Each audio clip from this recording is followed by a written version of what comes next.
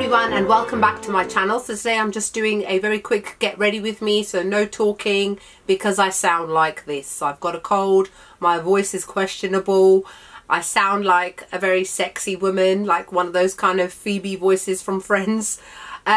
So this is a get ready with me for like a dinner cinema kind of Saturday evening, because that's exactly what I'm going to be doing this evening. Getting myself ready, going out to dinner, followed by the cinema, going to see Venom. I'm going with Selena, Miss Beauty Addict, my friend off of YouTube. So I just wanted to film this video showing me getting ready to go out for just a Saturday night out with friends. I wanted to use one of the new Huda Beauty palettes. This one is the Topaz Obsessions one, which I love.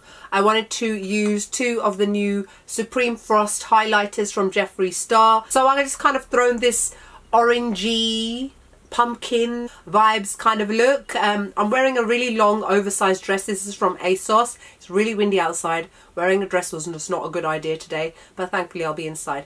Anyway, so I hope you guys enjoy the video. Like, comment, make sure you subscribe, and I'll see you all soon. Bye.